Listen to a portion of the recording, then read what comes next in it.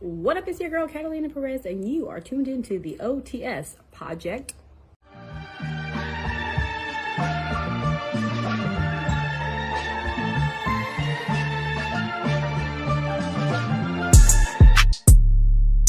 Let's light it up, light it up, light it up, light it tonight. Yeah. Yeah. Theo. It's a Theo, party what's time going on? Friday.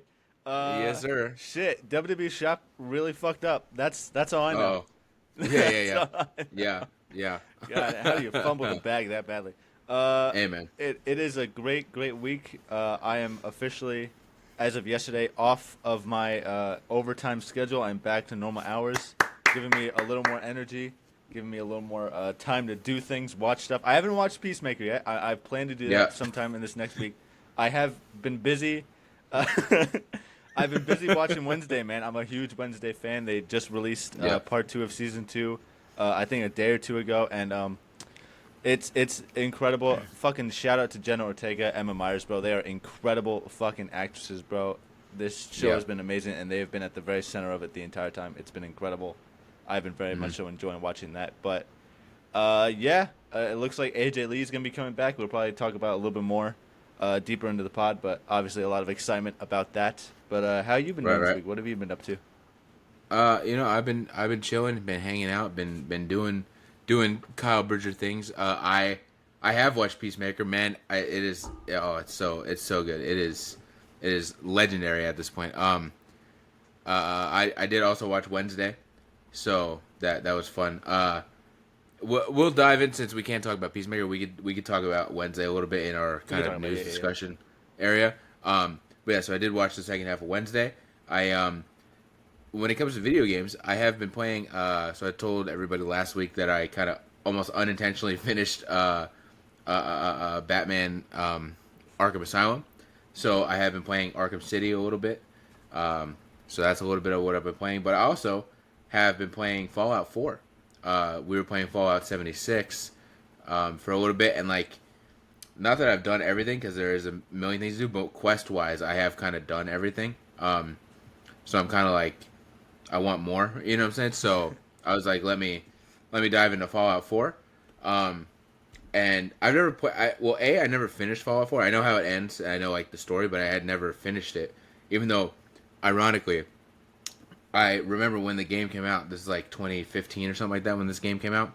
I always been a Fallout fan. Obviously, we both played Fallout 3 and Fallout New Vegas growing up and whatnot. But it wasn't one of my franchises. Now it definitely is. I love it between all the games and the show and whatnot. But yeah, so it was I always enjoyed Fallout, but it wasn't one of my big franchises. So when Fallout 4 was coming out, I was like, oh yeah, I'll get it on sale when it's on sale and stuff like that.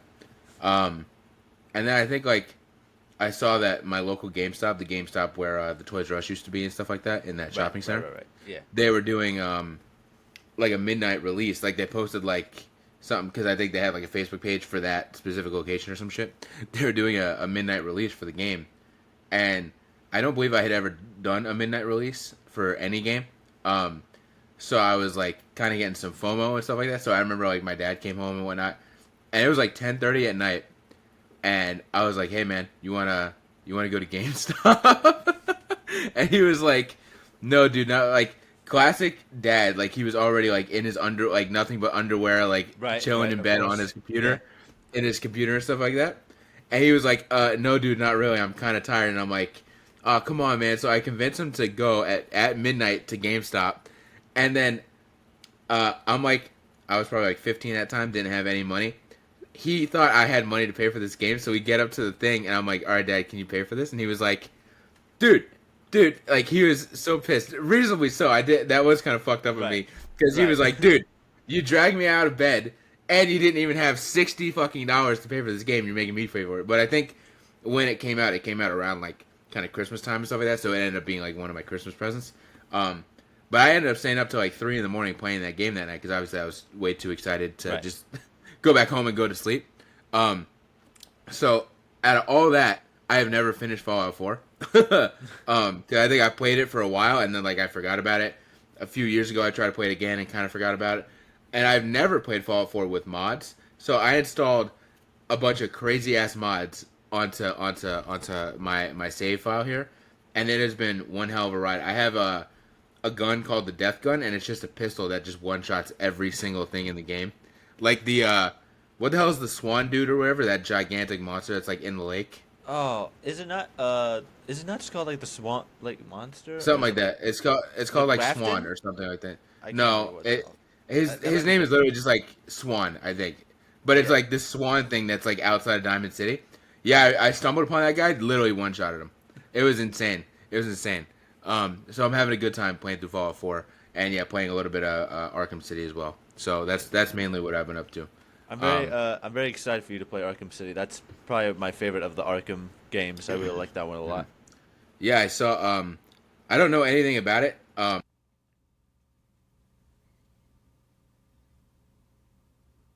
Them in order, but Right. Arkham Knight was just the most recent one, and I feel like Arkham Knight, even though I haven't played all of them, I feel like Arkham Knight is the most complete game because it has like the most kind of gameplay around it and stuff like that. So I played that, and then went back and played Arkham Asylum, and now I'm playing Arkham City. I know nothing about this game, so that's also interesting to me because I always like to know what's going on, especially like a game like this is older. You would think I already would have seen stuff about it. Never seen like anything story wise. Like I was pleasantly surprised when you literally start the game and like the first thing you see is Hugo Strange. So I was like, okay, all right, we're kind of this is different. This is different. So yeah, I did like the TikTok that you sent me of Scarecrow's contrast between Arkham Asylum and Arkham Knight. Oh my god, it's such a good edit. Because I also just did that mission like last week of the in the sewer and stuff like that. So I thought it was funny, but yeah, man, Arkham Knight, him and Arkham Knight, bro. That's like a so top good. tier He's so good. villain portrayal for sure Yes. in some sort of media because it's really really good.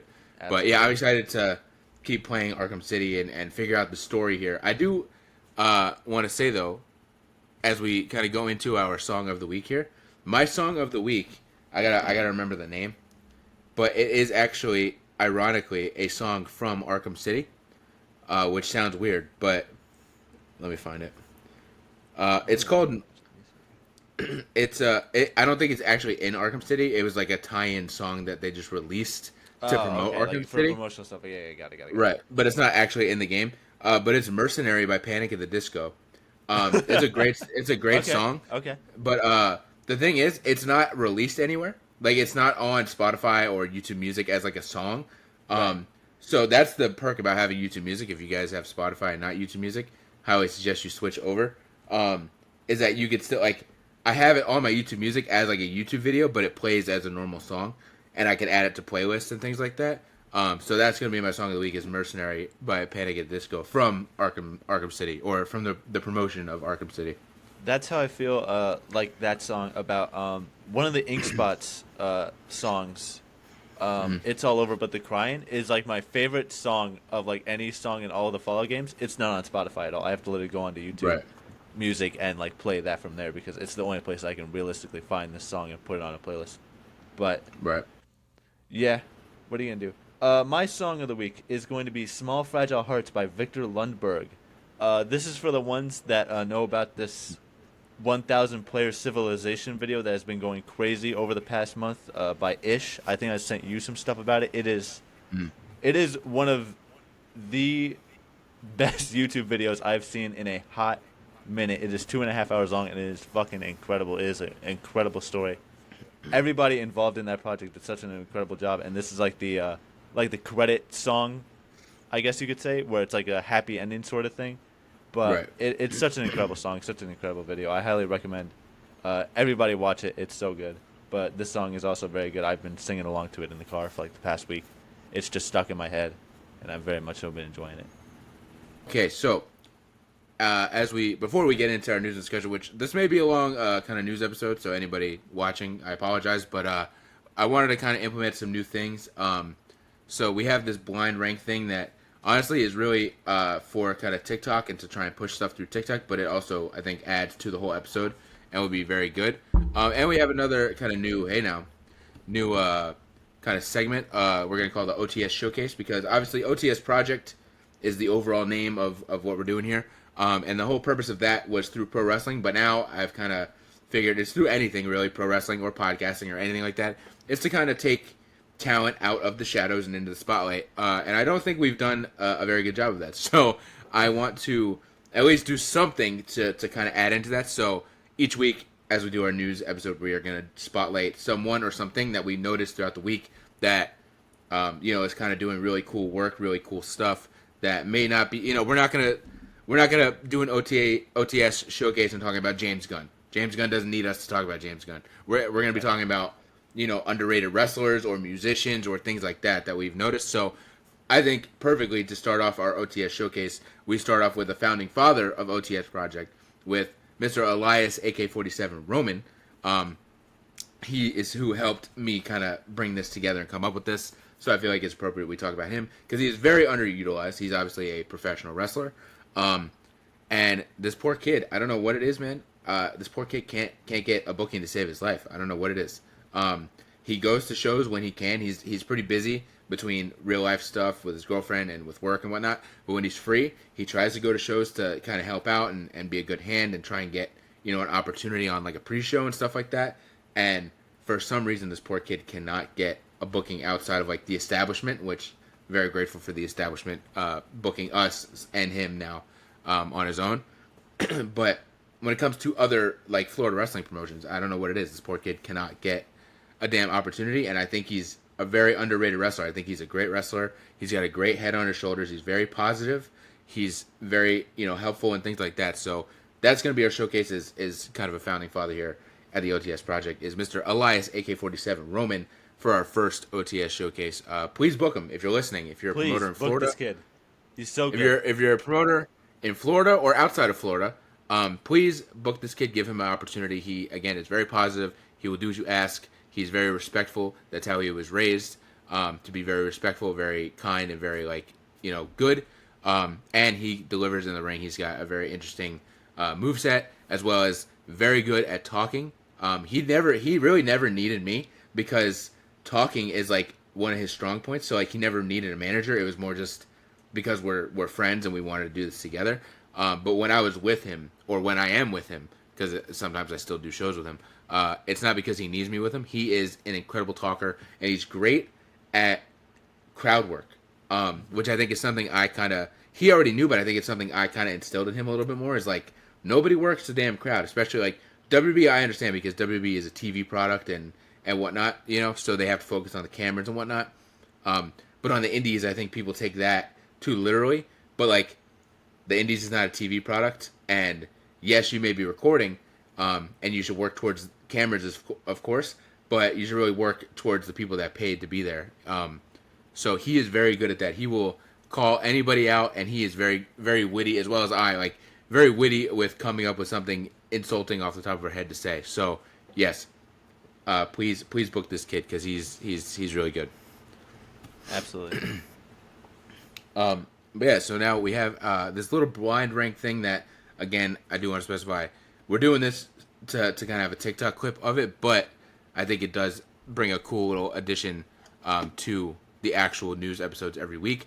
So this is kind of similar to our normal topics where we may rank our top 5 kind of Marvel movies or something like that. But with this, it is blind ranking, so we don't have any time to think about it. And when it comes to the subject, we both picked a subject that we're going to talk to each other about with the items in the subject. So there is no thinking about it. There's no time to dwell on it. And I also don't want, because I don't want these episodes to be an hour long. So, I don't want us to yap about this for 20 minutes in itself. So it's going to be very quick with a little bit of explanation. And we both have no clue what is coming. So, Theo, do you want to start or do you want me to start? I can start us off, yeah. All right. All right. Mr. Kyle Bridger, I am going to be giving you 5 MCU TV shows, and you will have to blind rank them. Honey Mustard is not one of the shows. Even though it is a clear one, it's not one of the shows. I'm going to start us off with the first show being WandaVision. Okay. WandaVision, I'm not going to lie. I might put it at 3. I really enjoy WandaVision, but I will say, I've seen it kind of way too many times to now where it, just kind of thinking about it, low-key kind of annoys me a little bit because I've seen it a lot. But also I do have a little bit of a tainted memory with it because like that was like the first 2 episodes was like the last thing that my dad watched before he passed away.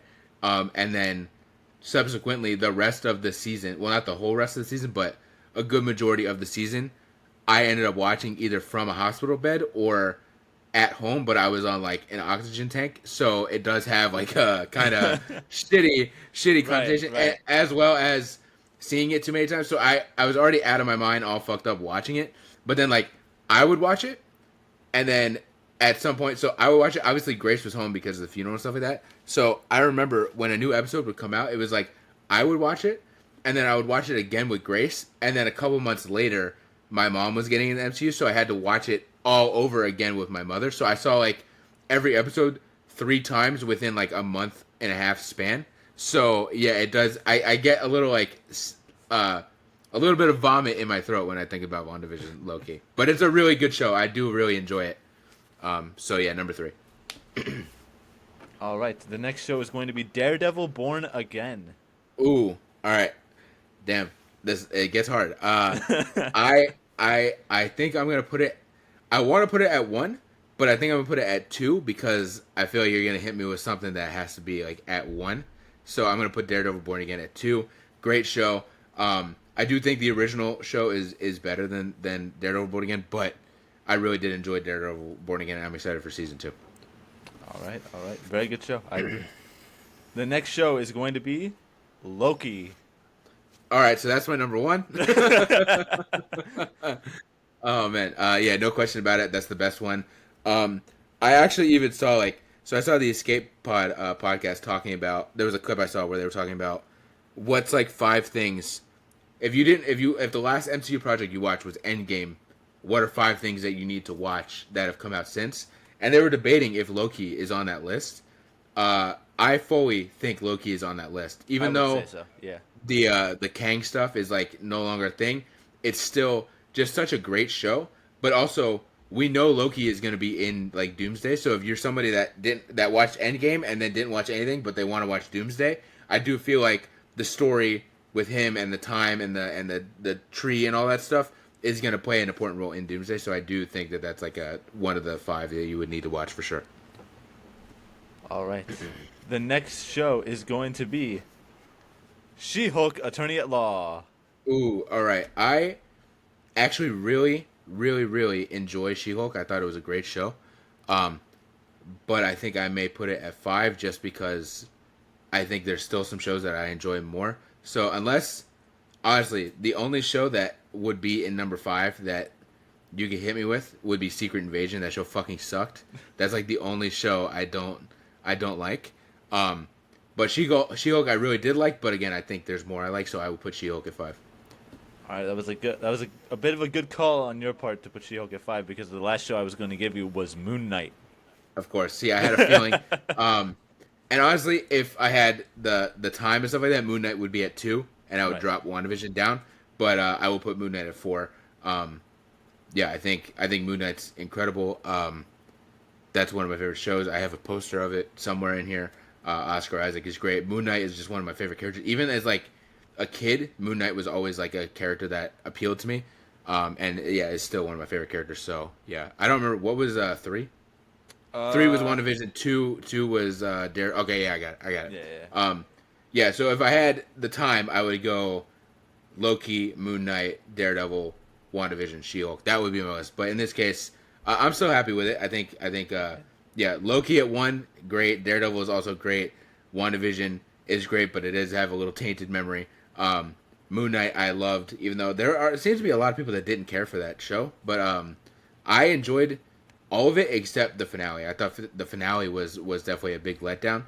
But the rest of the show I really, really enjoyed. I thought it was great. And yeah, She-Hulk at 5. I do enjoy She-Hulk, but it's not one of like my personal favorites for sure. Mm-hmm. All right, there we go. Good 5. All right, so that's on my end here. For you, Mr. Theo, we are gonna stay on theme a little bit with the superhero stuff. But I'm not sticking with just MCU. I'm gonna give you 5 comic book movies, and you're gonna have to rank them. So, I have three Marvel movies and 2 DC movies in this list. So, Okay. starting off with The Suicide Squad from 2021, James Gunn. Ooh. Okay. Hmm. So, because there's so much space left, and Right. because I'm already not like the biggest fan of this, but I do like this movie. I'm just not that big on it. I think I'm gonna put it at 4. I think that's what Okay. I'm gonna put it. I'm gonna put it at a safe 4. All right. Batman versus Superman. Oh, fuck. Fuck. I so want to put it at 5, but this being on here really makes me think of what else could be on here. Never know. You never know. I want to keep 5 open just in case, so I'm gonna Oh, put man. it in 3. All right. I think that may have been a bad idea on your end, but Guardians of the Galaxy Volume 2. That's my least favorite one. Shit. God damn it. Oh man. It's still so good though. I'm not. I Even will mad. say, I did strategically place these in this order, so it would fuck Right, you up a right. little bit. I figured as much. Fuck. I think I'll put this in 2. I think it's worthy of a good 2 spot. It's All right. still fairly good. I'd say it's Yeah. definitely better than these other 2 movies you've given me so far, for sure. Right, right. Fantastic Four, Rise of the Silver Surfer. 5. That's an easy 5. I'm kind of glad I kept that one open. I knew that would be a There good you call go. on my part, but that's a 5 for sure. Bah, That's bah, definitely bah. that's my least favorite Fantastic Four movie for sure. It is just it's so boring. I'm sorry. Yeah. That's my 5. All right, and last one is gonna be Spider-Man, Far From Home. God damn it. That's my least favorite one. No, yeah, it is my least favorite one. I don't know what I'm talking about. Yeah, I guess that's got to be my 1. Yeah. Oh man, That's so. it. When you say it's your least favorite one, do you not like the movie, or it's just not your favorite Spider-Man movie? I don't really like the movie. I just think, in terms of like every other Spider-Man movie, I would just rather watch any of them over this one. I just don't really care for it. Okay. All right. So your list was Spider-Man: Far From Home at 1. Spider-Man Far From Home. What was your 2? Your 2 was Guardians Guardians 2. Okay. Your 3 was Batman vs Superman. Yep. And then your 4 was The Suicide Squad, and your 5 is Fantastic Four: Rise of the Silver Surfer. If you Honestly, had that's not a terrible list. the ability to rank them freely, what would you place them? Guardians 2 at the 1 very, very easily. I think that's definitely the best movie out of all of these. I'll put The Suicide Squad at 2, Far From Home at 3, Batman vs Superman at 4, and then Rise of the Silver Surfer at 5. I think that's my There we go. actual list there. All right. That So was there's good. our That was good. blind ranking. Yeah, it is a fun kind of idea to go off. Yeah. So we're gonna include that every week for sure. But we do have a ton of news and discussion, so we need to hop into that. This is definitely gonna be a longer episode, but it's all good. Theo has still not seen Peacemaker season 2, unfortunately, I'm going to get caught up with it because this week. I've got the time he's for it a now. damn loser. I've been working, man. So we could talk about Wednesday a little bit. I don't want to go too crazy in it, but we can talk about it a little bit because I will say this season I think it's kind of captivated me a little bit more than season 1 did. I think the episode, I believe it was episode 6, where they switch bodies or Yes. whatever. That The Freaky is Friday episode. Yes, and that honestly, I think you said it on Twitter. That is maybe the best episode out of the whole season 1 and season 2. When I was that having the episode time of my started, life. man, I was like, I didn't know how to like emotionally react to that. I just know I was like fucking having the best time ever. I loved it so much. It was so fucking hysterical. I loved it. It just they did such a great job with it because obviously Jenna Ortega as Wednesday is very brooding and very serious. So to see Jenna Ortega completely flip and be like happy sparkle rainbow girly girl jumping up and down was absolutely incredible. Because honestly, I was stunned. I was like, what the hell?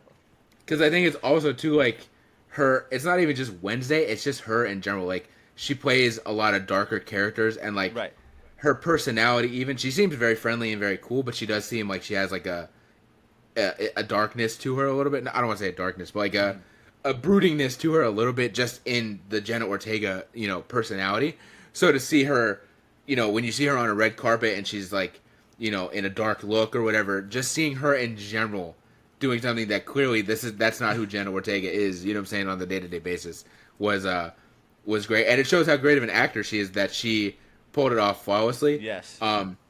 So same thing with Emma Myers too, man. I mean, she did incredible portraying Wednesday. I was like, I was gonna say, I can't pick a star out of that situation because they both did an incredible job. Yes. But I will say, I don't want to say I didn't care for Emma Myers, but I didn't care about her in general, whether it was season 1, season 2. She's just like someone I didn't really care about.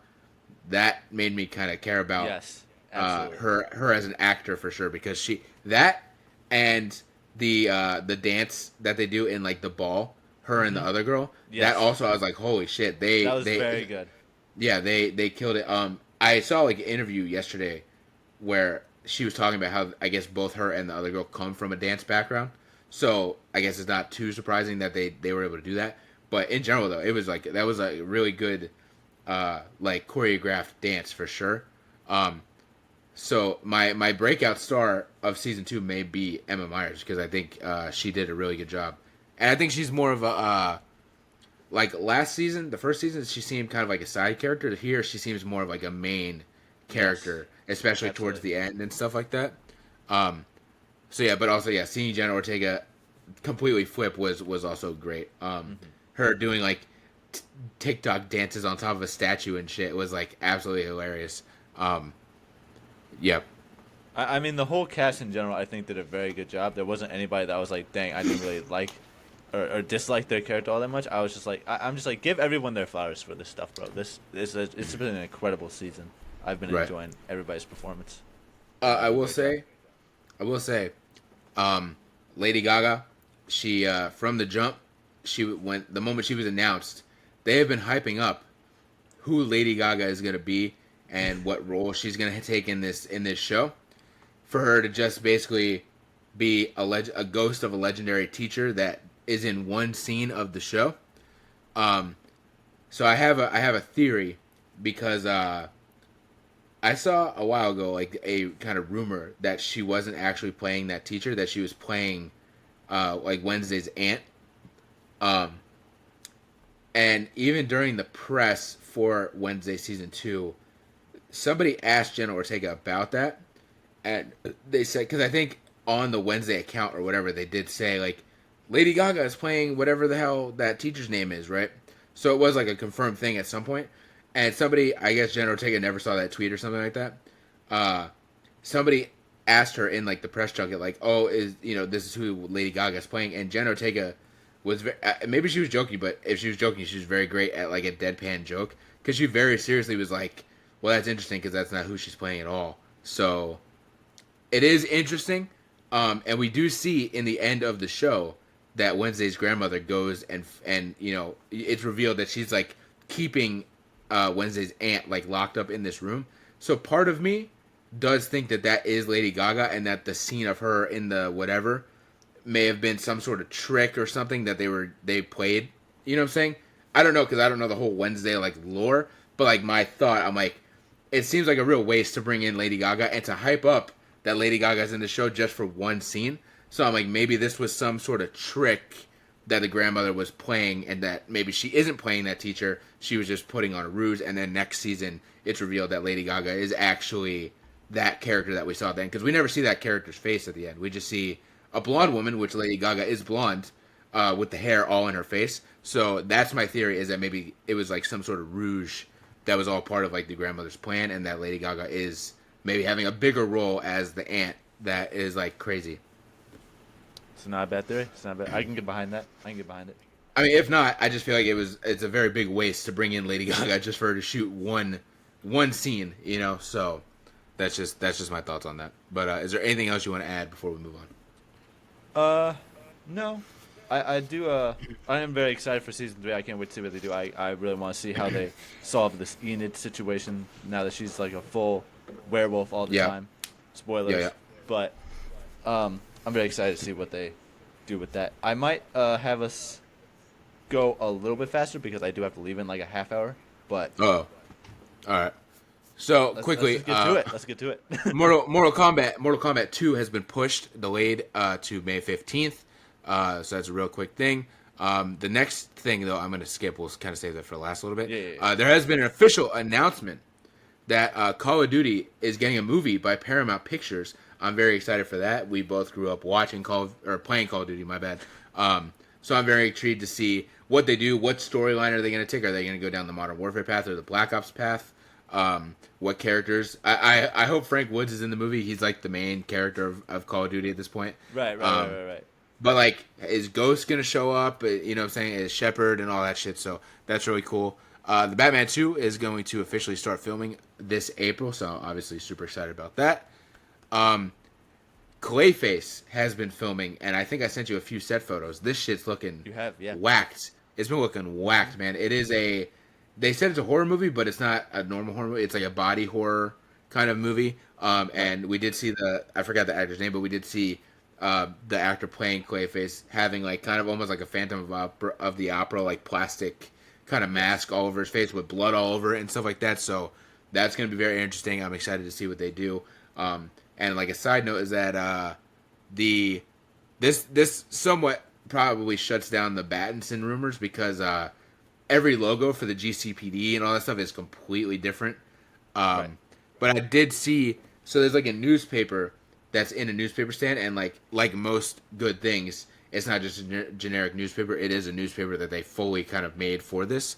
Apparently there's a new party drug going around within Gotham in the DCU. And this is where people were confused or speculating, because there's a drug which was a very heavy theme in the Batman. And Gotham has been flooded, which obviously was a very big thing at the end of the Batman. So part of Gotham has been flooded within the DCU. So that's where people were kind of getting like thrown off a little bit, I guess. But yeah, so that's just some small stuff that I thought was interesting. But it does look very interesting. I thought the drug thing was a way for them to tie in 22 Jump Street. I guess I was wrong on that part. Totally. We are getting a Tomb Raider series, which I think is really cool, starring oh my god, I'm forgetting her name, Sophie Turner. There we go. Who obviously she was in Game of Thrones. She played Jean Grey in the later X-Men films. So that's really cool. I grew up playing the Tomb Raider games, so I'm very excited for that. Did I put this Alan Cumming thing in here, or did you? I put this in here. Because okay. I do kind of want to talk about it, because it does make me a little bit more worried for the movie, in where I don't know if you've seen it exactly, but it has been kind of going around that while filming Doomsday, Alan Cumming has pretty much just been filmed by himself on a green screen, and that's it for his entire character. Which, I mean, he is like, he's definitely going to be more of a side character in this movie. I'm not saying like he's going to have a big part in it, so it's not like too detrimental, but for the fact that like you're bringing in these actors and they're just kind of acting with themselves, by themselves, just generally talking to nothing on a green screen, it kind of worries me a little bit, because I feel like chemistry is a very important thing in both acting and superhero movies, and it's hard to get that when you're just being filmed by yourself in front of nothing, with nothing. So I think I haven't seen his quote, but part of me thinks that maybe this was taken a little out of context, because I did see that he said that. I just didn't fully investigate it. But he has also said that he's fighting Pedro Pascal. So obviously he has to know something if he knows that. So at some point he knows he's fighting Pedro Pascal. He also discussed how crazy it's been on set and how every gigantic actor has been on set. So that's another thing where I'm like, well, if he was filmed by himself, how would he know that? Well, obviously he would know that because he knows the cast, but like he wasn't talking about, oh, it's just a giant cast. He was talking about on set, I'm looking around and I'm seeing every gigantic actor in the world. So I think that maybe he misspoke, or maybe the thing was taken out of context, because clearly he has been on set with other people, it seems. As well as, I don't think it's the end of the world, because when they were filming Infinity War, Tom Holland said the same thing. He said, like, I don't know who I'm fighting, which ended up being, like, Thanos and whatnot. But he was saying, like, yeah, I go to set, and, like, it's me by myself jumping around, and there's, like, somebody holding a tennis ball. That's all I know. So I don't know who I'm fighting. So, like, this isn't a new thing that they've done. This isn't anything too crazy. Clearly, Tom Holland talked about it and whatnot. I think it's not like obviously they're doing it with VFX and stuff like that, but I also think it's to keep some things under wraps. Not even necessarily for, in this case, Alan Cummings, because he probably knows what he's doing. Even if he's by himself, he probably knows, oh yeah, I'm fighting Doom in this scene, even if RDJ's not on set. It's probably for the rest of the crew, because there's like 50 people on set, that they probably don't want it getting out that Nightcrawler gets killed by Doom. You know what I'm saying? Whereas, you know what I'm saying? So, part of me thinks it may have been taken out of context, because clearly he has said he's been on set with other actors, and we already know that this has been a thing from when they filmed Infinity War with Tom Holland and stuff like that, so I'm not too concerned about it, because I feel like Infinity War turned out just fine with Tom Holland jumping around on set in spandex by himself, so I'm not too worried about it. Okay. You also did kind of skip. Yeah, I know. Man of Tomorrow, July. I was saving the big hitters for the end, man. Okay, well, I want to talk about it. It's Superman. Let's do it.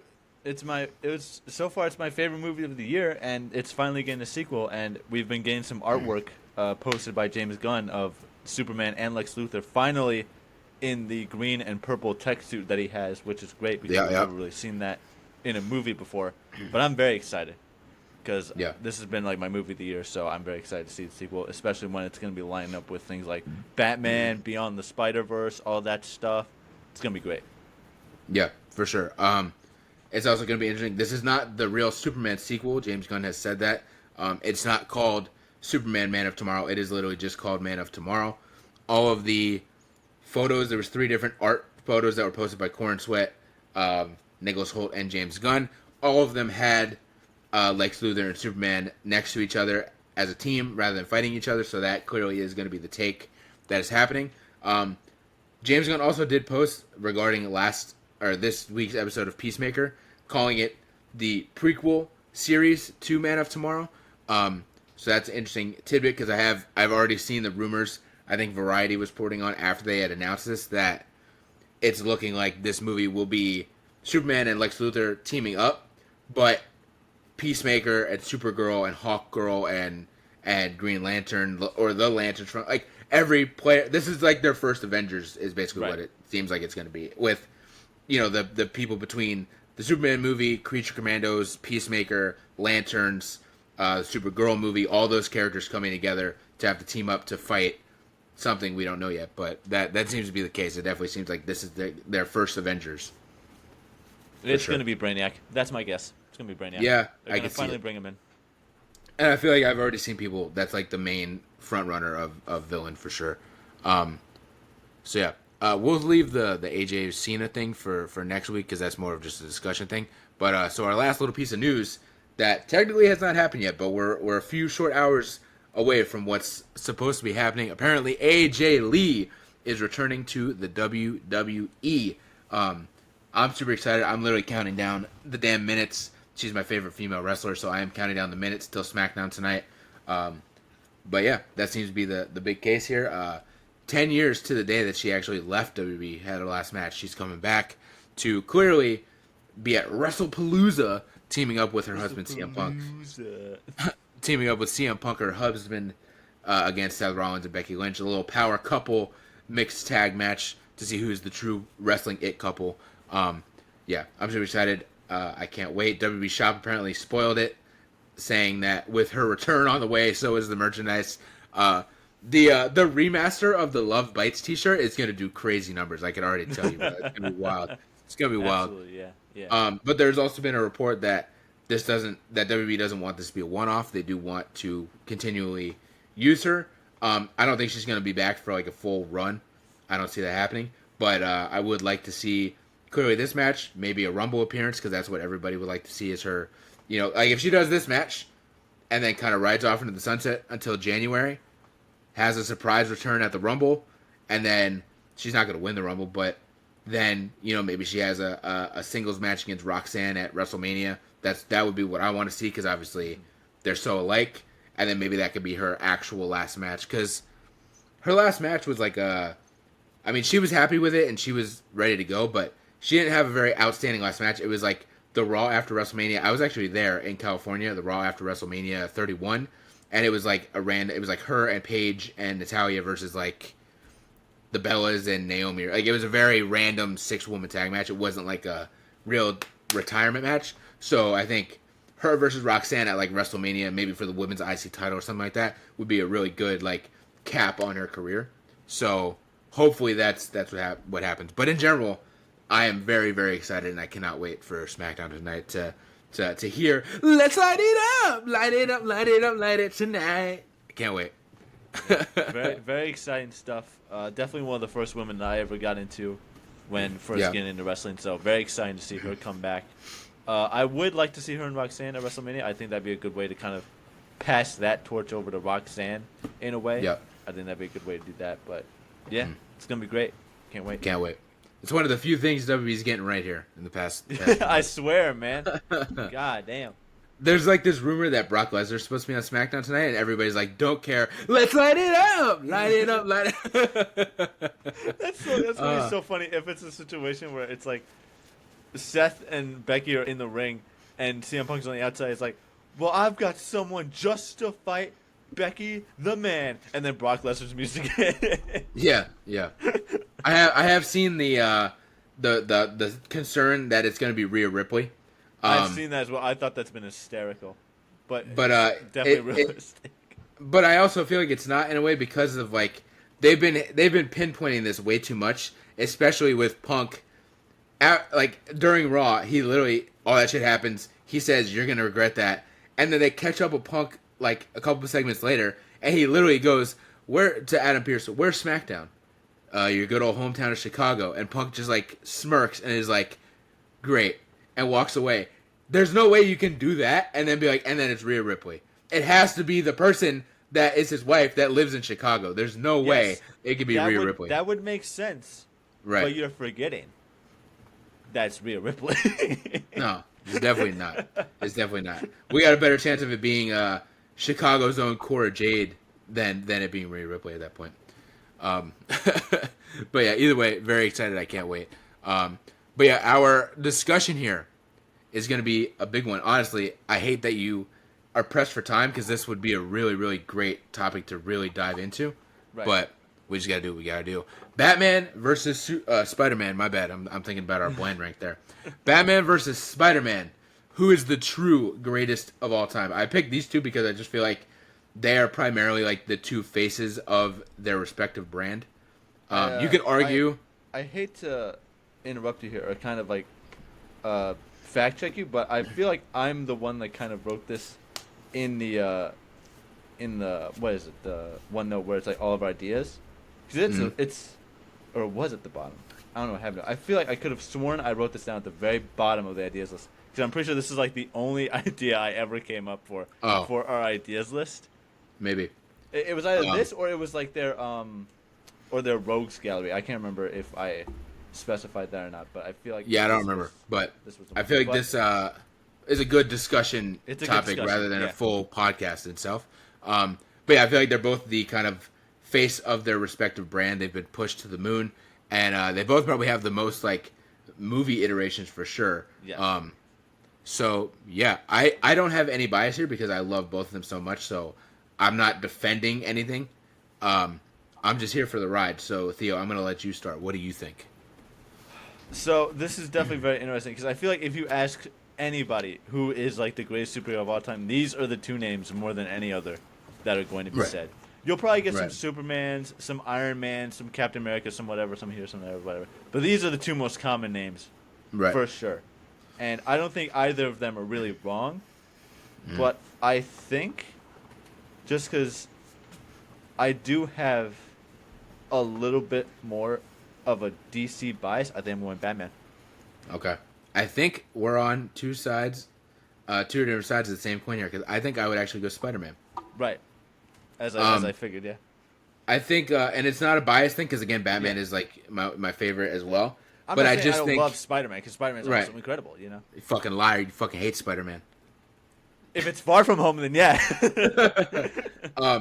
No, I just think, like, culturally, I think Spider-Man has had a bigger impact on the world, and it's not to say that Batman hasn't. I just think, Spider-Man also just kind of stands for better things. I mean, Batman he stands for justice, but he kind of goes about it maybe the wrong way. You know what I'm saying? That could be debatable. Whereas Spider-Man is just a very hopeful, more Superman kind of style character, just very hopeful. Even though everything gets thrown at the wall to tear him down, he always is kind of hopeful and whatnot. But yeah, I just feel like when it comes to like a Spider-Man movie, I've definitely seen more people that are not fans of like stuff like this. Where like, for example, I could say my mother or my sister or even like Catalina Perez, who's a friend of mine. Same thing where like none of them care that really. Well, my mother kind of cares about Batman and whatnot, but like none of them care that much about a Batman movie coming out. But they will be in the theater for a Spider-Man movie. Like, Catalina is a great example of that. She does not care about superheroes at all. That is not her vibe. She does not probably know anything about Batman or Superman or anything like that. But chances are, if there's a new Spider-Man movie coming out, she's in the theater for a Spider-Man movie. So I just think Spider-Man has, like, a more of a reach towards an audience, and maybe a younger audience, because we all kind of grew up with Spider-Man. And we grew up with Batman, too, but Batman is definitely a lot more mature. So I think he appeals more to, like, the grown men of the world rather than the women and children, whereas Spider-Man appeals to everybody because everybody feels like they could be Spider-Man. So that's my side of the debate is why I think Spider-Man is probably the bigger character. My side of the debate is honestly pretty similar to yours, if I'm going to be honest. But I mean, I grew up far more of like a Batman fan than a Spider-Man fan. Because I mean, I did also grow up to be like a Spider-Man fan at the same time. Because like you can't not be both in our age range. But like I had like all like the Batman games, the Batman toys and stuff like that. I was always playing around with that stuff. I always had a greater affinity towards that. The shows for Batman have always, I feel like, been something that's always been very incredible to watch. Obviously, like movies like Batman. Obviously, we just watched Batman Returns last week or the week prior for like a movie review that we did. Dark Knight, obviously that whole Dark Knight trilogy and stuff like that. And now this new Batman iteration that's been gaining a lot of popularity. I feel like he's just been someone that also has just been so culturally important to like superheroes and their like identities and stuff like that. And while he may not be like the symbol of like hope and friendliness that Spider-Man is, I will give him that. But like, I feel like Batman's perseverance to really take just as much shit as he can get and just all this like darkness and still rise out on top and not like compromising his morals is something that I think is something that a lot of people can like relate to or like kind of aspire to be and achieve for. So I do think there is just there's a lot of really like close similarities between these two characters and what people get out of these characters. There are their differences, but like there's still like a lot of similarities. Like people really like see themselves in these characters and stuff like that. And I think it just goes a little bit more further to Batman's case because of the fact that while Spider-Man does also go through a lot of shit himself, Batman doesn't have like the powers to do that. So it's really just the strength of his own normal like human body at that point. And money. Spider-Man don't got no money. He broke. This is true. Yeah, I do agree with you partially. I do agree that these are two, really, like I just said, these are like two sides of the same coin. Like they are very similar characters. It's just two different ways to go about it. And like you said, how people kind of see themselves in both these characters. I am the perfect example. I literally can see myself as Peter Parker, and I've been in situations that he's been in. I've dealt with what he's dealt with, but I also have dealt with what Batman deals with. Like Spider-Man is literally the hopeful, trying to be better side of me, and Batman is like the fuck it all, I'll burn it all side of me that I also deal with. So very much so, that's like my two characters that I definitely kind of represent as myself a little bit. But yeah, I don't know, man. I just feel like Spider-Man may have more of a reach towards the youth, towards the women that Batman may not have. So that's really my final stamp on it. My final stamp on it is just going to be, I feel like... My final stamp is, fuck you, how about that? Fuck you, Spider-Man sucks dick. No, I really like Batman's stories a lot more. I feel like his stories are just far more, or maybe not like far more, but just generally more captivating and are just like far more like emotional and like personal, I guess you could say, or like relatable in a sense. But you could say the same thing about both characters. It's really like just who's over who at this point. Right. For sure. It's really personal bias at this point, like who is really the GOAT. Right. Let us know, though, what you guys think for sure, because it's a very good debate, and it could go either way. So if you're watching this on YouTube, if you're seeing a TikTok clip of it, please comment what you think, who you think is the biggest or the greatest superhero of all time, is it Batman or Spider-Man? With that, I think we're kind of wrapping up here. There's a long episode, but very enjoyable episode for sure. Theo, anything else you want to add before you got to run? Wednesday, season 3, I will be there. I'll be watching it, and any other seasons I make of it, because the show has been incredible. This is probably a top 5 Netflix show for me. I love it so much. I can't wait to see what they do with it. All right, there we go. We will see y'all next week, and tomorrow for our next episode of our actual podcast, which is, let me just double check.